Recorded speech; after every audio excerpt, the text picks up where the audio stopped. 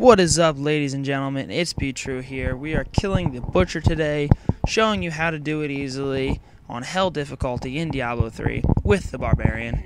Now, this is a very interesting fight, and you guys will get to see some pretty odd things happen for two main reasons. Now, the first one is the team that I'm with is terrible.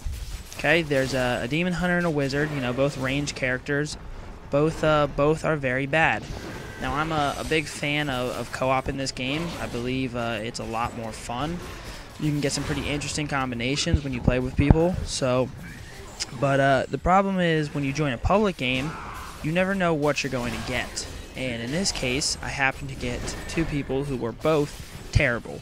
They both died extremely easily. They didn't do a lot of damage. Didn't really support that well. I mean, nothing really too good about them. They just really didn't help, and at points they actually hindered. Second off, and this is probably why I had the most difficulty with this fight, my mouse was dying. It just wasn't responding. It would stop. It would register clicks, but it wouldn't move when I'm moving the mouse. So there's a few times you'll get to see my guy will just stop moving, or he'll run off in random directions and do something weird. So I was constantly switching between the touchpad on my laptop and the wireless mouse that I had. So if you see me do something stupid, or you see me something that doesn't make sense, not always my fault. It was actually the mouse. I don't like to blame other things, but this mouse was really screwing me up during this fight.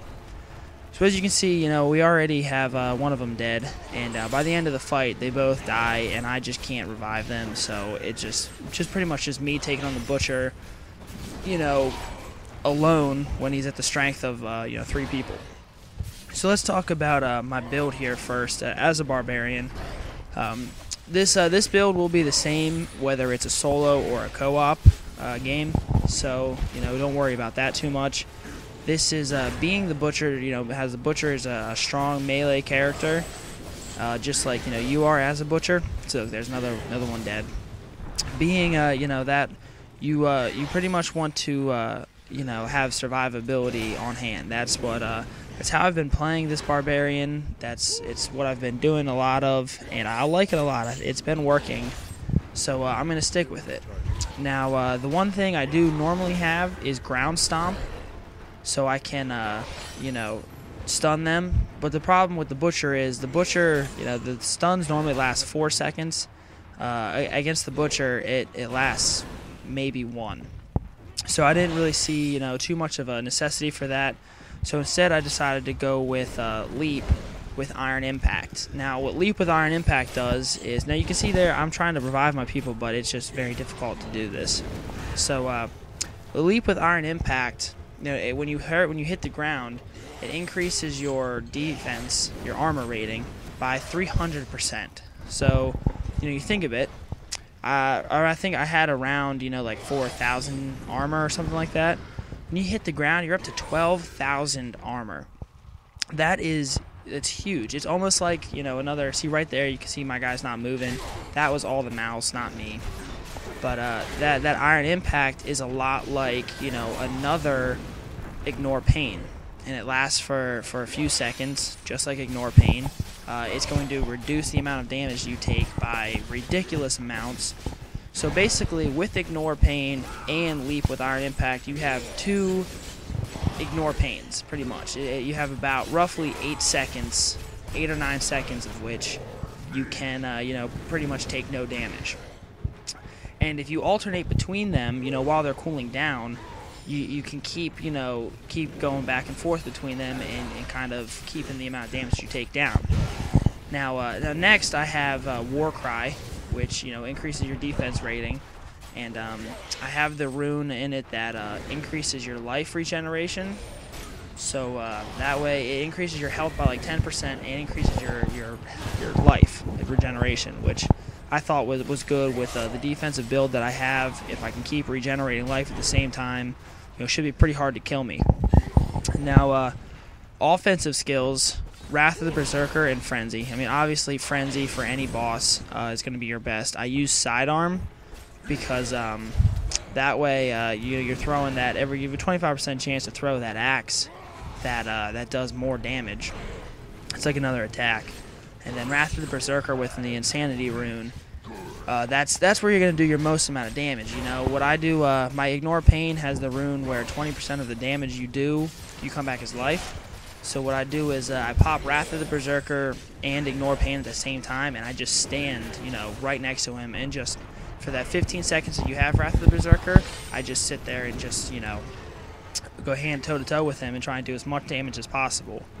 Revenge isn't necessarily an offensive skill it does the most amount of damage between, my attacks. It does like 200% or something like that, maybe a little bit more.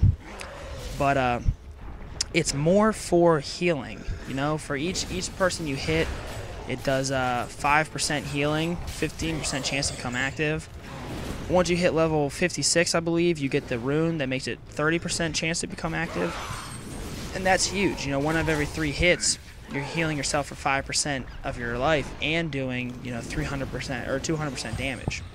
So Revenge is kind of a little bit of a mix between offensive and defensive skill. But I have 4 defensive skills and 2 offensive skills because survivability is what's most important.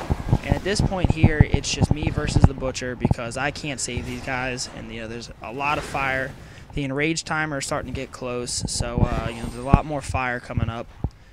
So you can't really deal with it too much. Now let's talk about the Butcher's attacks and the things you're going to want to look out for. See, when you see him jump like that, he does the little 3-hop thing.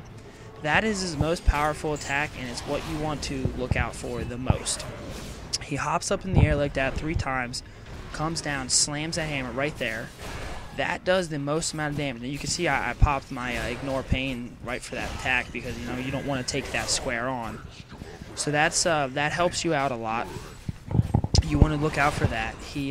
If you are a ranged character, do not sit still. You can see he throws that blue axe thing at you, cleave or whatever, and he pulls you towards him. And not only does he pull you towards him, but he stuns you, and then he slams his hammer on you. That will do a lot of damage as well. So that spear attack what he just did right there doesn't have too much range. You don't want to worry about that too much as a ranged character. Mainly what you're looking out for is that right there, that blue attack, that the scorpion get over here move.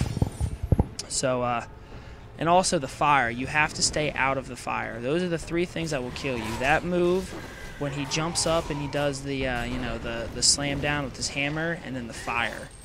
Then you can see when he yells there, he pushes you out of the way, so it's not that hard to dodge because he's already pushing you out of the way, and then he's going to charge. There's a little bit of a delay there, so you should be able to dodge that just fine. And I hope this helped you guys out. Let me know if there's anything that you guys want to know on top of this. I can help you guys out. Send me a message. Like and subscribe to the video. Have a good day, guys. Peace.